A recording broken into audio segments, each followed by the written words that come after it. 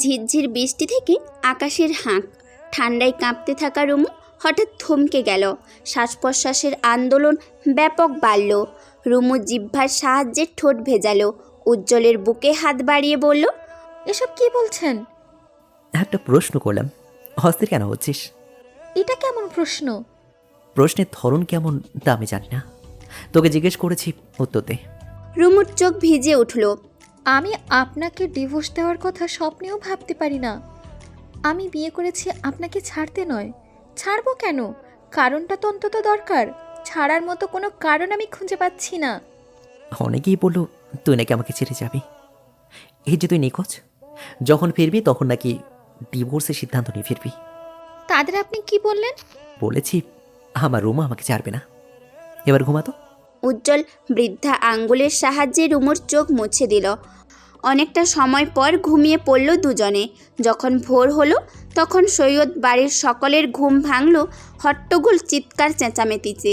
উজ্জ্বলদের লোহার গেটে দেদারস পদাঘাত করেছে রাশেদ, সেই সাথে অকথ্য ভাষায় গালাগালি। তখনও বৃষ্টি কমেনি, ঝিরঝির বৃষ্টি চলমান। সৈয়দ শামসুল রেগে গেলেন, ছাতা হাতে বেরিয়ে এসে বললেন, রাশেদ, এটা ভদ্রলোকের বাড়ি, কোনো জন্তু জানোয়ারের না। সাত সকালে এসব তামাশা কেন শুরু হয়েছিস? তামাশা আমি করছি নাকি তোরা? রুমুকে আসতে বল রুমুকে। চাচার সাথে তুই তুকারি ব্যাপারটা বাড়াবাড়ি হয়ে গেল না? উজ্জ্বল ঘুম ঘুম চোখের সবটাই শুনল। রক্ত তখনও তার টক বগিয়ে ফুটছে। উজ্জ্বল সিদ্ধান্ত নিয়েছিল রুমুকে যখন পাওয়া গেল তখন আর কোনো রাগ জেদ নয়, রাশেদের সাথে যত কথা কাটাকাটি হবে ততই জল ঘোলা হবে। সব মিলিয়ে উজ্জ্বল যখন তার রাগকে নিয়ন্ত্রণে রেখেছিল তখনই রাশেদের তুই তুকারি তার রাগ বাড়ালো। বড় বড় পা ফেলে উঠোনে গিয়ে চিৎকার করে বলে, রাশেদ, আমি ঝামেলা চাই না, চলে যা। তোর কথা শোনার জন্য বসে আছি, রুমুকে আসতে বল। রুমু আমার স্ত্রী, আমার স্ত্রী কোথায় যাবে কোথায় থাকবে সেই সব সিদ্ধান্ত একমাত্র আমি নেব। রুমু এখানে আসবে না। উজ্জ্বল, তোকে সাবধান করলাম, খুন করে ফেলবো। চেষ্টা করতে পারিস। সাহস থাকলে গেট খোল। ওকে, এবার তাহলে লড়াইটা হয়ে যাক। উজ্জ্বল যখনই গেটের কবজায় হাত রাখল তখনই সৈয়দ ইসমাইল বাইরে থেকে চেঁচিয়ে বলেন, খবরদার উজ্জ্বল, এই ভুল করিস না। রাশেদের কথায় গেট খোলার কোনো দরকার নেই। তোরা সবাই ঘরে যা, এদিকটা আমি দেখছি। উজ্জ্বল কথা বাড়ায় না, সে চায় না ঝামেলা বাড়ুক। এতদিনের ধকলে সে বড্ড ক্লান্ত। রুমু দরজায় দাঁড়িয়ে দেখছিল সবটা। সে কেমন অপরাধবোধ নিংড়ে যাচ্ছে। অবচেতন মন বারবার ইঙ্গিত দিচ্ছে, তুই যদি বিয়েটা না করতি ঝামেলা এতদূর আসতই না। বৃষ্টি থেমে গেছে, পরিবেশটা এখন শীতল শান্ত। রুমু উজ্জ্বলের পানে তাকিয়ে বলে, উজ্জ্বল, হুম। আপনি শুকিয়ে গেছেন, চোখটা দেবে গেছে। আমার দিকে না তাকিয়ে নিচের দিকে তাকা। শরীরে কি হাল করেছিস তুই? আমি বেঁচে আছি এই তো অনেক। তোর ভাই মা এরা দুজনই পাষাণ। জানি। মারলো কেন? আপনাকে ছাড়তে বলল, কিন্তু আমি রাজি হইনি। তুই আমাকে ছাড়লে তাদের কি লাভ? কাবিনের টাকাটা। উজ্জ্বল চমকে গেল। এতক্ষণ সে রুমুর কাটা ছেঁড়া স্থানে গলায় যত্ন নিয়ে মলম লাগাচ্ছিল। রুমুর কথায় থেমে গেল তার হাত। কাবিনের টাকা মানে? আপনি আমাকে ছেড়ে দিলে যে কাবিনের টাকাটা দেওয়া হবে, সেই টাকার জন্যই এত সব। তোর ভাইয়ের এত বুদ্ধি! বোন নিয়ে কি ব্যবসা নেমেছে নাকি? আমার কোনো ভাই নেই। আচ্ছা, আমরা কি একই মায়ের পেটের ভাই বোন? রুমু গলা ধরে এলো। উজ্জ্বল পুনরায় তার কাজ চালিয়ে গেল। কত জায়গায় মলম লাগাবো? সারা শরীরই তো ক্ষত বিক্ষত। জানেন, আমি যেদিন পালিয়ে আসলাম সেদিন আমাকে পালাতে কে সাহায্য করেছে? আর কে? চাচা যান? না, রাশিদ ভাই। উজ্জ্বল দ্বিতীয়বার চমকালো। রাশেদ রুমুকে পালাতে সাহায্য করেছে? এত বড় আশ্চর্যের ব্যাপার। রাশেদ তোকে পালাতে সাহায্য করলে হিমেলের সঙ্গে কেন বিয়ে ঠিক করলো? হলুদের আয়োজন শেষ মাঝরাতে আমি যখন কাঁদছিলাম তখন ভরসার হাত বাড়ায় রাশিদ ভাই। আমাকে বলল পালিয়ে যেতে, তবে কিছু শর্ত আছে। কি শর্ত? আমি পালিয়ে আপনার কাছে যাব। সকালে যখন জানা যাবে আমি নিখোঁজ, তার একদিন পর থানায় মামলা করা হবে আপনার নামে। আরে বাহ! সেদিন আমার উদ্দেশ্য ছিল কীভাবে এই নরক থেকে মুক্তি পাবো, তাই রাশেদ ভাইয়ের কথার সাথে সামিল হই। তবে আমার উদ্দেশ্য ছিল একবার বের হই আর পিছু ফিরে আসবো না, আর আপনাকে বিয়ে করে তবেই নিশ্চিত হব। যখন গেট ছেড়ে বেরিয়ে যাই আর দৌড়াতে থাকি, তখন আব্বা ফোন করলেন। আব্বা নাকি দেখছেন রাশেদ ভাই আমাকে বেরোতে সাহায্য করেছেন, তবে এর পেছনে কী উদ্দেশ্য আছে আব্বা জানতে চাইলেন। আমি সত্যটা জানালাম আর আমার সিদ্ধান্ত জানালাম। আব্বা শুধু একটা কথাই বলেছেন, উজ্জ্বলকে ঠকালে তুই নিজের কাছে ঠকে যাবি। বিয়ের পরেও রাশিদের সাথে তো যোগাযোগ ছিল। হ্যাঁ ছিল, বিয়ের বেশ কয়েকদিন পর যোগাযোগ হয়। আমি জানিয়েছিলাম আমাদের বিয়ের কথা, রাশেদ ভাই ভীষণ রেগে যায়। যখন আমার কাছে কাবিনীর টাকার কথা জানতে চায়, আমি সত্যিটা বলি, এটাও বলি আমি উজ্জ্বলকে ছাড়বো না, যত যাই হয়ে যাক। রাশেদ ভাই রেগে গেলেন, আমাকে বললেন উর্মি আপার সংসারে ঝামেলা করবেন, আরও কত কি হুমকি দিলেন। বিশ্বাস করেন আমি ভয় পেয়ে যাই। আমাকে একবার জানানোর প্রয়োজন বোধ করলি না? আমি সাহস নিয়ে বলতে পারিনি। রাশেদ ভাই বলল যদি আপনাকে ডিভোর্সের টাকাটা আদায় করতে পারে তবে আমাদের উভয়জনের লাভ। তো ডিভোর্স কেন দিলি না? রুমু হেসে ফেলল। আমি আপনাকে ডিভোর্স দিতে বিয়ে করিনি, বলেছি না আমি আপনাকে সৎ নিয়তে বিয়ে করতে পালিয়েছি।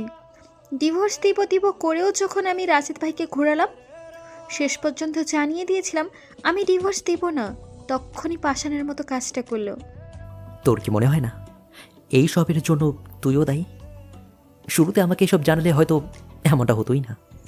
আমি চেয়েছিলাম রাশেদ ভাইকে দমিয়ে রাখতে, আপনার উভয় পক্ষের রেশারেশি আর ভালো লাগে না।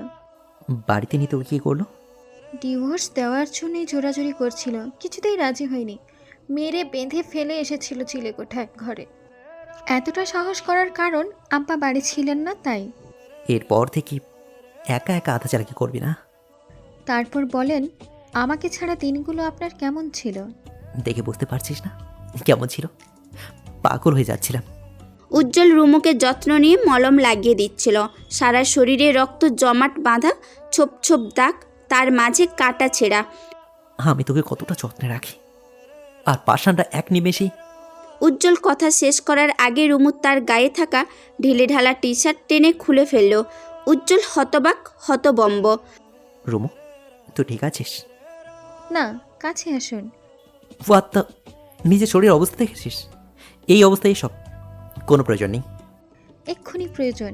উজ্জ্বল ধমক দেওয়ার আগে রুমু ঘুরে বসে।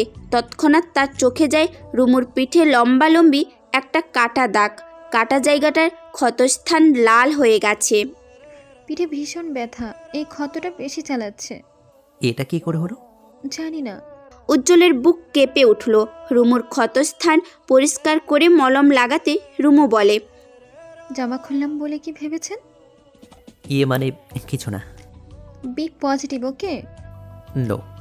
রুমু ঘুরে বসে উজ্জ্বলের গায়ে হাত রেখে নিগুড় দৃষ্টিতে তাকায়। এই দৃষ্টি উজ্জ্বলকে দুর্বল করতে বাধ্য। উজ্জ্বল ঢোক গেলে নিজেকে এতটা কন্ট্রোললেস হলে চলবে না। সে যখন নিজের মনের সহিত যুদ্ধ করছিল, তখনই রুমু তার ধৈর্যটা বাদ ভেঙে দিল। মেয়েটা মিশিয়ে দিল তৃষ্ণা পীড়িত দুটো ঠোঁট। উপস্থিত যত ঝুট ঝামেলা দুটি সত্তা ভুলে গেল এক নিমিষেই। উজ্জ্বল যতটা আঁকড়ে ধরতে চাইল, রুমু তার থেকেও বেশি আঁকড়ে ধরল। কয়েক মিনিটে রুমু হাঁপিয়ে উঠল। উজ্জ্বল, হুম? কিছু না। পুনরায় রুমু উজ্জ্বলের ঠোঁটে ঠোঁট মেশালো। উজ্জ্বলের ঘাড়ে হাত রেখে নিজের অবস্থান পাকাপোক্ত করল। উজ্জ্বল খেই হারিয়ে মেয়েটাকে জড়িয়ে ধরতেই চাপা আর্তনাতে গোগানি দিল তৎক্ষণাৎ। সতর্ক হলো সে। রুমুকে ছাড়তে চাইলেও রুমু তাকে ছাড়ল না। এই তো আর কয়েকদিন বাদে রুমুর এইচএসসি পরীক্ষার শুরুতে। পড়াশোনা নিয়ে মেয়েটার খুব বেশি চিন্তা নেই, কিন্তু উজ্জ্বলের আছে। উজ্জ্বল বারবার বলছে এই বছর গ্যাপ দে, আগামী বছর নিজের সর্বোচ্চটা দিয়ে চেষ্টা করে পরীক্ষায় বসবি। কিন্তু রুমুর সেই একই কথা তীব্র প্রতিবাদ জানায়।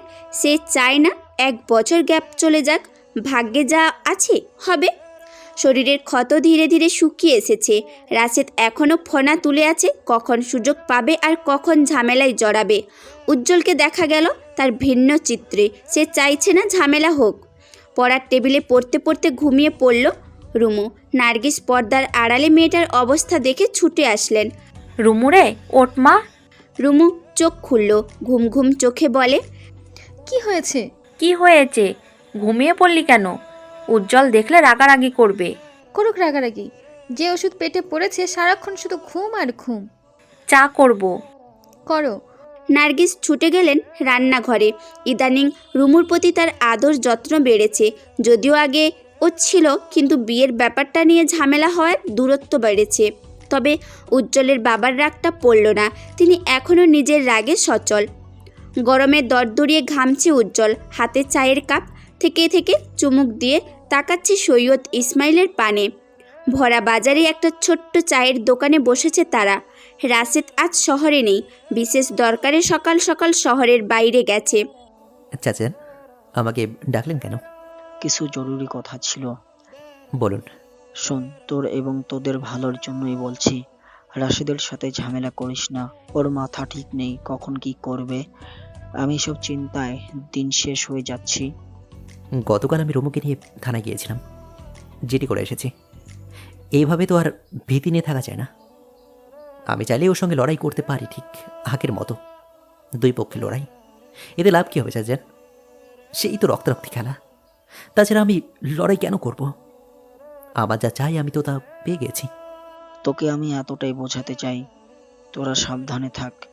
রাশেদ পাগলা কুকুরের পরিণত হয়েছে, আর এসব করার সাহস দিচ্ছে ওর মা।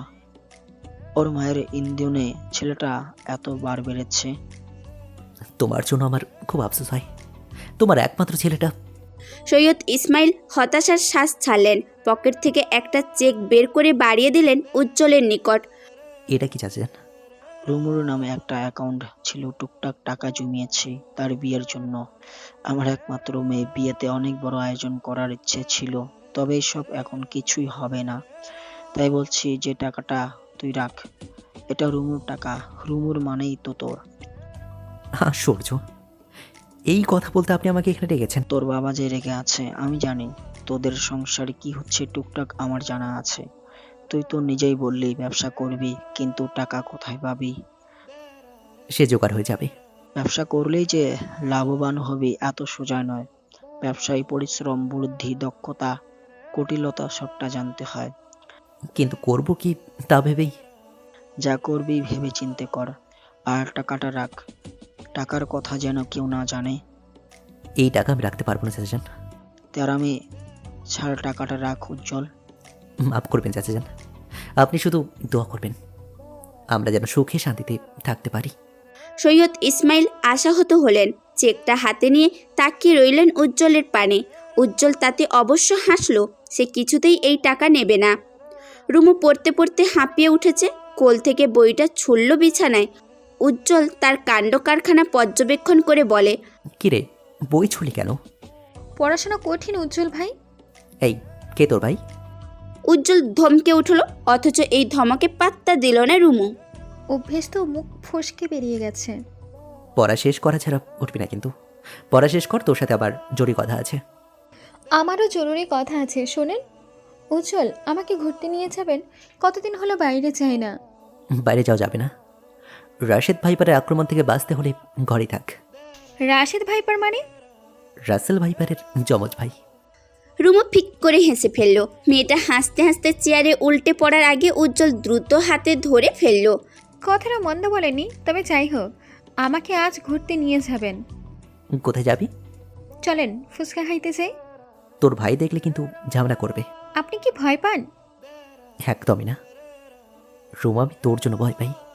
রাশেদ তোর ক্ষতি করবে, এই ভয়ে আমার দমটা আটকে আসে। ভয় পাবেন না, মনে করুন আমরা লুকিয়ে প্রেম করছি। ব্যাপারটা মজা না? তুই পাশে থাকলে সবটাই মজার। রাস্তার ধারে ফুচকা হাতে বসে আছে রুমু। মেয়েটা গপাগপ ফুচকা মুখে তুলছে। উজ্জ্বল পাহারাদারের ন্যায় আশেপাশে তাকিয়ে পরখ করছে। রুমু দ্রুত একটি ফুচকা পুড়ে দিল উজ্জ্বলের মুখে। এইসব মেলি খাবার আমি খাই না। মেয়ে তো ঠিকই খান। রুমুর জবাবে উজ্জ্বল বিষম খেলো। দাঁত কিরমিড়িয়ে রুমুর পানে তাকালো কয়েক সেকেন্ড। দিন দিন তুই কিন্তু খুব বেয়াদব হয়ে যাচ্ছিস। জানি। এই, দুপুরের খাবার শেষে ওষুধ খেয়েছিস? না, খাইনি, রাতে খেয়ে ফেলবো। তুলে না একটা আছাড় মারবো। টাইম টু টাইম ওষুধ না খেলে তুই সুস্থ হবি কী করে? তোর কি আর আক্কেল হবে না? হ্যাঁ, আমি দুপুরের ওষুধ রাতে খাবো? ওষুধ কি করে জানবে রাত নাকি দুপুর? উজ্জ্বল এবারও চুপসে গেল। রুমুর যুক্তির কাছে সে পেরে ওঠে না। তোর সাথে আমার জরুরি কথা আছে। বলুন। চাচা জান আজ আমাকে একটা চেক দিল, তোর বিয়ের জন্য নাকি টাকা জমিয়েছে। সেই টাকা আমাকে দিয়ে বলল ব্যবসা কাজে লাগাতে। আপনি কি বললেন? বারণ করেছি। বারণ করলেন কেন? তোর বাপের টাকা আমি নেব। ওটা আমার টাকা। আব্বা যেহেতু দিতে চাইলো, আপনি অবশ্যই আনবেন। অবশ্যই আনবো মানে? উজ্জ্বল, টাকাটা যেহেতু আমার, আমি যে পথেই খরচ করি সেটা আমার সিদ্ধান্ত। আমি বলছি টাকাটা আনুন, ব্যবসার কাজে লাগান। আমি তোর টাকা কেন ব্যবসা করব? প্রয়োজনে আমি লোন নেব। আপনাকে লোন কে দিবে? আমি সিএমের কথা বলেছি, একটা এনজিও থেকে লোন নেওয়ার চেষ্টা করছি। বেশ, যা ভালো হয় করুন। আমার একটা ফ্রেন্ড বুদ্ধি দিল রেস্টুরেন্ট করাটাই বোধহয় বেস্ট হবে। করুন, আমি তো তাই বললাম। তোর শ্বশুরকে আমি দেখিয়ে দেবো আমি কি করতে পারি আর কি না পারি। দেখান, বারণ করেছি। কিন্তু রেস্টুরেন্ট জমিটা তোর শ্বশুরের কম জমি আছে? যদি না দেয়? আন্দোলন হবে। সারাটা বিকেল উজ্জ্বল আর রুমু একসাথে সময় কাটালো। উদ্দেশ্যহীন পথে হাঁটলো তারা। আগাম জীবন নিয়ে অনেক সিদ্ধান্ত একে অপরকে জানালো। রাতের খাবার শেষ করে সৈয়দ শামসুলের কক্ষে গেল উজ্জ্বল। তার বুক কাঁপছে, কি করে তার সিদ্ধান্তের কথা জানাবে।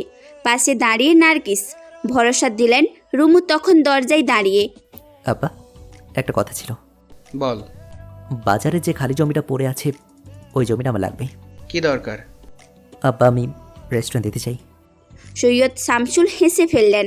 হাত থেকে মোবাইল সরিয়ে তাচ্ছিল্য সুরে বললেন, ঘুমিয়ে ঘুমিয়ে এই রুমে এলি নাকি? যা নিজের রুমে গিয়ে ঘুমা। আব্বা, আপনি মজা নিচ্ছেন। মজা নেওয়ার মতো কথা বললে মজা নেব না? আব্বা, আমাকে একটা সুযোগ দিন। জায়গাটা তো পড়েই আছে, আমি কাজে লাগাই। কাজে লাগাবি? তা বাকি টাকা কোথায় পাবি শুনি? আমি কিন্তু 1 টাকাও দেবো না। টাকার জোগাড় আমি করব, আমার শুধু জমিতে চাই। শুনো উজ্জ্বল, আর লোক হাসাবি না। যা পারবি না তা নিয়ে তামাশা করা বাদ দে। রেস্টুরেন্ট খোলা এতই কি সহজ? আমি তোর এসবে নেই, আমি জমিও দেবো না। আমি তো বলিনি সহজ। আপনি যখন সিদ্ধান্ত নিয়েছেন আমার কোনো বিষয়ে আপনি সাহায্য করবেন না, তখন আমি আর কি বলতে পারি? আমার জীবনের বড় সিদ্ধান্তগুলোতে আপনি বাধা হয়ে দাঁড়িয়েছেন, আর এখনও দাঁড়াচ্ছেন। উজ্জ্বল। সৈয়দ শামসুল ধমকে উঠলেন। তবে উজ্জ্বল ভয় পেল না। সে দৃঢ় চিত্তে এখনো দাঁড়িয়ে। আব্বা, আমি ভুল বলেছি। পড়াশোনাতে বাধা দিয়েছেন, নিজে কিছু করতে চেয়েছি তাতেও বাধা দিয়েছেন। রুমো নিখোঁজ হওয়ার পর যখন খুঁজতে সাহায্য চাইলাম আপনি তখনও বাধা দিয়েছেন। তোকে? শামসুল উজ্জ্বলের দিকে তেড়ে আসার আগে নার্গিস এগিয়ে এলেন। স্বামীকে বোঝানোর চেষ্টা করে বলেন, ওগো, রাগ করে লাভ নেই। উজ্জ্বল যা করতে চাইছে করতে দাও। আমাদের একমাত্র ছেলে, তার। কে আমার ছেলে? আমার ছেলে হলে ও এসব কথা বলতে পারতো? রাগের মাথায় এসব না বলে উজ্জ্বলকে জমিটা দিয়ে সাহায্য করুন। কাগজে কলমে রেখে দিতে হবে নাকি? আমি কাল জমি তোমার ছেলের নামে করে দিব। 2 দিন পর দেখা গেল সে জমি বিক্রি করে টাকা উড়াচ্ছে, তখন? উজ্জ্বল হেসে ফেলল। আব্বা, আমি জমিটা লিখে দিতে পারিনি, শুধু আমি বলেছি অনুমতি দিন, আমি সেখানে রেস্টুরেন্ট করতে চাই। বেশ, দিলাম অনুমতি। আমিও দেখতে চাই কি কি করতে পারিস। উজ্জ্বলের বুকের মাঝে হাত ভাঁজ করে শামসুলের মুখোমুখি দাঁড়ালো এবং শুধালো, পারতেই হবে আব্বা, লড়াইটা আমার আর আপনার। আমি দেখিয়ে দেব সৈয়দ উজ্জ্বল আনিস কি কি করতে পারে। এত বড় বড় কথা বলিস না, আমি দেখব কি করতে পারিস। ইনশাল্লাহ পারবো। যদি না পারিস? যদি না পারি তবে আমি শামসুল্লার বলে না। বলা যতটা সহজ, করা ঠিক ততটাই কঠিন। জমির ব্যাপারে বাবার অনুমতি নিতে পারলেও উজ্জ্বল ঠিকঠাকভাবে টাকা গুছিয়ে উঠতে পারেনি। ভেবেছিল একটা এনজিও থেকে লোন নেবে, কিন্তু এনজিও লোক উজ্জ্বলকে টাকা দিতে রাজি হয়নি। রাজি হবে কি করে? উজ্জ্বলের পেশা কি? এই যে টাকা নিচ্ছে, সময় অনুযায়ী টাকাটা যে দিতে পারবে তার নিশ্চয়তা কি? তাছাড়া গুরুত্বপূর্ণ কিছু কাগজপত্র দরকার, যা উজ্জ্বলের কাছে নেই। উর্মির মাধ্যমে তামিমের কাছ থেকে কিছুটা টাকা পেয়েছে। রুমু তার বাবার কাছ থেকে চেকটা এনে দিয়েছে। এই চেক নিয়েও উজ্জ্বলের ছিল ঘোর নিষেধাজ্ঞা, কিন্তু রুমু কি তা শোনে? ঠিকই উজ্জ্বলের বিরোধিতা করে চেকটা আনলো। রুদ্র তাপে শরীর পুড়ে যাচ্ছে রুমু। উজ্জ্বলের পাশে দাঁড়িয়ে শুরু দৃষ্টিতে তাকিয়েছে ওই যে তাদের স্বপ্নের রেস্টুরেন্টের তৈরি কাজ চলছে। রেস্টুরেন্টটা হবে সম্পূর্ণ বিদেশি স্টাইলে। রেস্টুরেন্টের দেওয়াল থেকে শুরু করে ভেতরের বাইরে সব কিছু হবে বিদেশি স্টাইলে। এই শহরে এমন রেস্টুরেন্ট আর দুটি নেই। তাই উজ্জ্বলের এক বিশেষ বন্ধু তাকে অফার করলো একটি রেস্টুরেন্টের ডিজাইন। উজ্জ্বল বারণ করেনি, এক দেখাই তার পছন্দ হয়ে যায় এবং কাজে লেগে পড়ে সে। প্রচণ্ড রোদে ঘেমে উঠল উজ্জ্বল, কপালের ঘাম মুছে রুমুকে বলে, রুমুরে, জেদ দেখে সব করছি, আমি পারবো তো। আরে চিন্তা কিসের, পারবেন মানে পারবেন, বুঝলে? কিন্তু টাকা হাতে এখন যা আছে সব অতি দ্রুত শেষ হয়ে যাবে।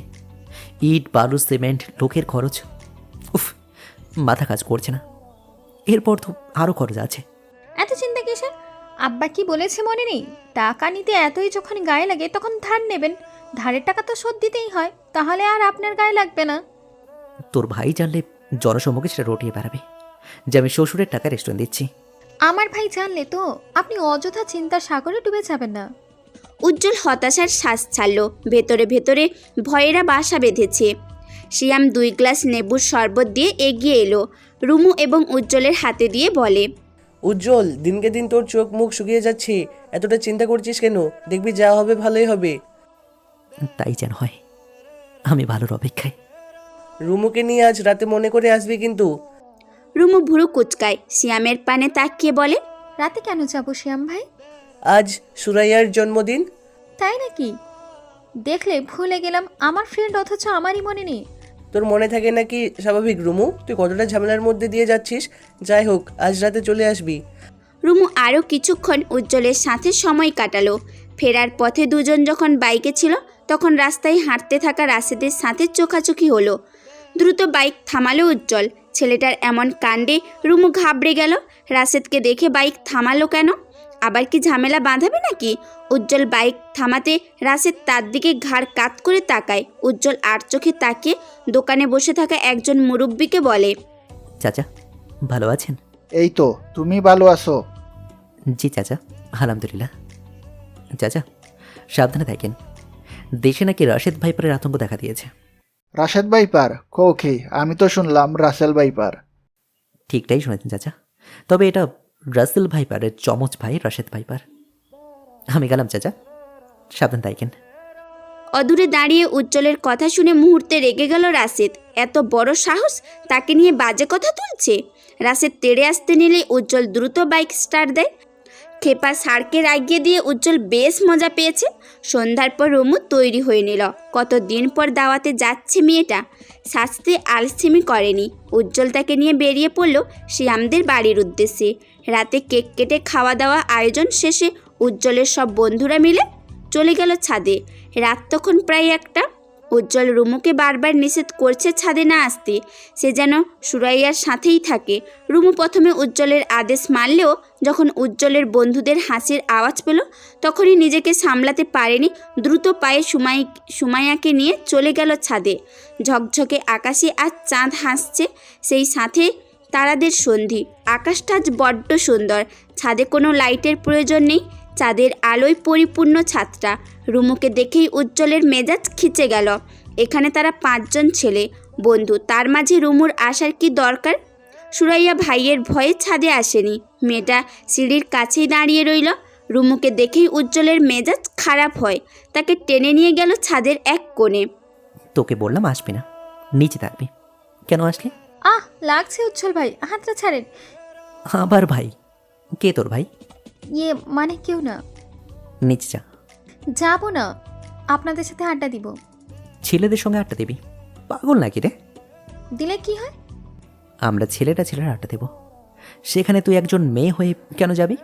কেন আড্ডা দিলে কি হবে? এই শুনুন, আমারও কলেজ গ্রুপ ছিল, সেই গ্রুপে ছেলে বন্ধু ছিল, কিন্তু আপনার জন্য সব ত্যাগ করেছি।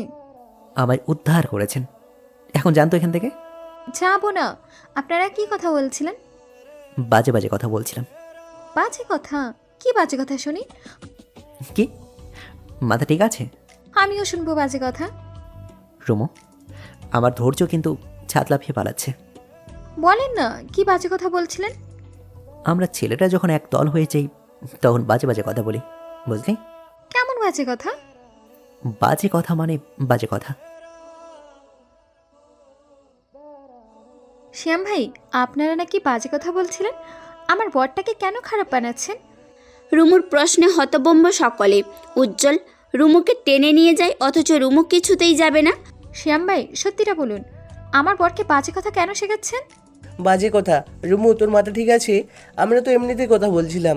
তাহলে উজ্জ্বল যে বলল আপনারা বাজে কথা বলছিলেন। উজ্জ্বল পড়ল মহা বিপদে। এই গাধিটাকে ছাদ থেকে ধাক্কা দিয়ে ফেলে দিলে শান্তি পেত। একদল ছেলের মাঝে রুমু বসে হাসাহাসি করবে, এসব উজ্জ্বলের সইবে না। তাই তো সে রুমুকে মিথ্যা বলল। শিয়াম কথা পাল্টাতে দ্রুত বলে, রুমু বস, একটু পর উজ্জ্বল গান গাইবে, শুনবি না? রুমু দ্রুত বসে পড়ল। কপাল চাপড়াতে চাপড়াতে বসে পড়ল উজ্জ্বল নিজেও। সুরাইয়া এসে রুমুর পাশে বসলো। তাদের আড্ডায় চলল অনেকটা সময়। চাঁদটা যখন মাথার ওপর, তখন রাত প্রায় 2টা। উজ্জ্বলের বন্ধু দীপু গিটারটা আজ নিয়ে এসেছে। চাঁদের ঝকঝকে আলোয় গান ধরল উজ্জ্বল। তু হি হकीकत খাব তু, দরিয়া তু হি प्यास तू ही दिल की बेकरारी, तू सुकून जाऊं मैं अब जब इस जगह, पाऊं मैं तुझको उस जगह, साथ हो के ना हो तू है रूबरू रूबरू, तू हम सफर, तू हम कदम, तू हम नवा मेरा, तू हम सफर, तू हम कदम, तू हम नवा मेरा। রুমু ফোন নিয়ে ভিডিও করলো উজ্জ্বলের গাওয়া গানটা। গান শেষে মেয়েটা খুশিতে গদগদ হয়ে সুরাইয়াকে বলল, এটা আমি আপলোড করব, শুরু। ওকে, ভয় পাই নাকি? সুযোগ বুঝে পোস্ট করে দিব। পড়ার টেবিলে টানা 3 ঘন্টা বসে থেকে রুমুর কোমর ধরে গেছে। উজ্জ্বলের জন্য নড়তেও পারছে না। উজ্জ্বলের একটাই আদেশ, 2 দিন পর পরীক্ষা, টেবিল ছেড়ে উঠবি না। আজ সকাল থেকেই উজ্জ্বল রুমুকে পাহারা দিচ্ছে। ফোন নিয়ে নিয়েছে। তার আয়ত্তে সব মিলিয়ে মেয়েটার নাজেহাল অবস্থা। উজ্জ্বল বিছানায় শুয়ে ফোন দেখছে। রুমু অতি আফসোস সুরে শুধায়, জানেন, আগে বলতাম পড়াশোনা থেকে বাঁচতে গিয়ে বিয়ে করব, এখন দেখি বিয়ে করে উল্টো ফেসে গেছি। পড়াশোনার জন্য এতটা চাপ আমার পরিবারও আমাকে দেয়নি। চুপচাপ পর। কি পড়বো? কি সব লজিক গেট, বিয়ের গেট, আইসিটিতে এইসব কি ভাও জিনিস দিয়া ভরা। লাঠির বাড়ি খাওয়ার আগে পড়তে বস। উজ্জ্বল ভাই, লজিকের গেট, নোর গেটের সব মিলিয়ে দেখতে বাথরুমের পাইপের মতো না? এই যে দেখেন না, একটার আরেকটার সাথে আঁকা বাঁকা হয়ে জুড়ে যাচ্ছে। এই, তোর মাথায় এসব আঁচে বাজে কথা আসে কি করে বলতো? আরে দেখেন না। রুমো, মেজাজটা কিন্তু আবার গরম হচ্ছে। রুমু চুপসে যায়। ইদানিং উজ্জ্বল ভাই আদর সোহাগ বড্ড কম দিচ্ছেন। সারাদিন পর আর পর। এছাড়া উজ্জ্বলের ভাইয়ের মুখে ভালোবাসার কোনো বুলি ফোটে না। বিবাহিত জীবনে কি পড়ার ইচ্ছে জাগে? ইচ্ছে জাগে শুধু স্বামীর সোহাগ পেতে। রুমু খাতায় কিছু একটা লিখলো, লিখেই চেঁচিয়ে ডাকলো উজ্জ্বলকে, উজ্জ্বল, এই অঙ্কটা পারি না। দেখি খাতাতে। রুমু খাতায় এগিয়ে দিল। উজ্জ্বল খাতায় এক পলক তাকিয়ে রুমুর পানে আরেক পলক তাকালো। খাতায় অঙ্ক থাকার পরিবর্তে লেখা, উজ্জ্বল জানো, দরজাটা লাগিয়ে আসো, তোমার আদর পেতে ইচ্ছে করছে। উজ্জ্বল মিষ্টি হেসে শোয়া থেকে উঠে দাঁড়ালো।